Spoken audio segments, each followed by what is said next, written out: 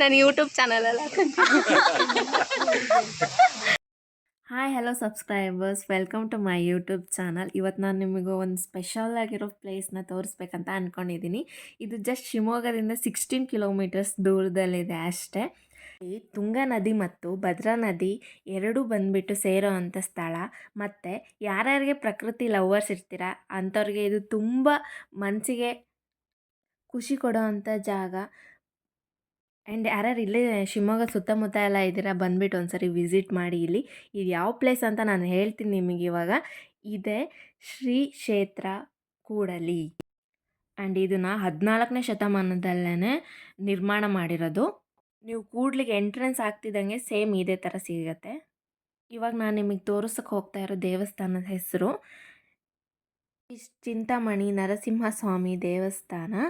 ತುಂಬ ಹಳೆ ದೇವಸ್ಥಾನ ಇದು. ಮತ್ತು ನೀವು ನೋಡ್ಬೋದು ಎಲ್ಲ ಕಲ್ಲಿಂದನೇ ಕೆತ್ತಿರೋದು. ಇವಾಗ ದೇವಸ್ಥಾನದ ಒಳಗಡೆ ಹೋಗೋಣ. ಈ ದೇವಸ್ಥಾನ ನೇಚರ್ ಮಿಡಲಲ್ಲಿರೋದಕ್ಕೆ ಮನಸ್ಸಿಗೆ ನೆಮ್ಮದಿ ಸಿಗುತ್ತೆ. ಇನ್ನು ಎಂಟ್ರೆನ್ಸಲ್ಲೇ ರೈಟ್ ಸೈಡಿಗೆ ನವಗ್ರಹದ ವಿಗ್ರಹಗಳಿದ್ದಾವೆ. ಇಲ್ಲಿರೋ ದೇವರಿಗೆ ಚಿಂತಾಮಣಿ ದೇವರು ಅಂತ ಏನಕ್ಕೆ ಕರೀತಾರೆ ಅಂತ ಅಂದರೆ, ಈ ಕೈಯಲ್ಲಿ ಯಾವಾಗಲೂ ಮಣಿ ಹಿಡಿದು ಕೂತಿರ್ತಾನೆ, ಅದಕ್ಕೋಸ್ಕರ ಚಿಂತಾಮಣಿ. ಇಲ್ಲಿ ಯಾರೇ ಬಂದುಬಿಟ್ಟು ಭಕ್ತಿಯಿಂದ ಬೇಡ್ಕೊಂಡ್ರೂ ಅಲ್ಲಿ ಅವರಿಗೆ ಚಿಂತೆ ದೂರ ಆಗತ್ತೆ ಅನ್ನೋ ವಾಡಿಕೆನೂ ಇದೆ. ದೇವಸ್ಥಾನದಿಂದ ಹೊರಗಡೆ ಬಂದ ತಕ್ಷಣ ಎಲ್ಲಿ ನೋಡಿದ್ರೂ ಗಿಡ ಮರನೇ, ತುಂಬ ಚೆನ್ನಾಗಿ ಕಟ್ಟಿದ್ದಾರೆ. ಈ ವೆದರಲ್ಲಿ ಅಂದರೆ ಈ ಮಳೆಗಾಲದಲ್ಲಿ ನಾವು ಈ ಪ್ಲೇಸಿಗೆ ಹೋದ್ವಿ ಅಂತ ಅಂದರೆ ಸ್ವರ್ಗನೇ ಅಂತಲೇ ಅನಿಸುತ್ತೆ, ಅಷ್ಟು ಚೆನ್ನಾಗಿದೆ. ಇಲ್ಲಿ ಒಂದು ಅರಳಿಕಟ್ಟೆನೂ ಇದೆ.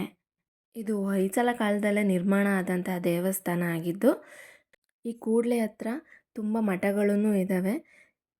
ಇನ್ನೊಂದು ಸರಿ ಹೇಳ್ತಾ ಇದ್ದೀನಿ, ಇಲ್ಲಿ ತುಂಗಾ ನದಿ ಮತ್ತು ಭದ್ರಾ ನದಿ ಎರಡೂ ಇಲ್ಲಿಗೆ ಬಂದು ಸೇರಿ ಆಮೇಲೆ ಇಲ್ಲಿಂದ ಕೃಷ್ಣ ನದಿಗೆ ಹೋಗಿಬಿಟ್ಟು ಸೇರೋ ಅಂಥ ಸ್ಥಳ ಆಗಿದ್ದು, ನಾನು ನನ್ನ ಫ್ಯಾಮಿಲಿ ಜೊತೆ ಎಲ್ಲ ಹೋಗಿ ಬಂದೆ. ನೀವೂ ಒಂದು ಸರಿ ವಿಸಿಟ್ ಮಾಡಿ, ಜಾಗ ಹೇಗಿತ್ತು ಅಂತಲೂ ಕಮೆಂಟ್ ಮಾಡಿ, ಮತ್ತು ಸಬ್ಸ್ಕ್ರೈಬ್ ಆಗೋದನ್ನ ಮರಿಬೇಡಿ.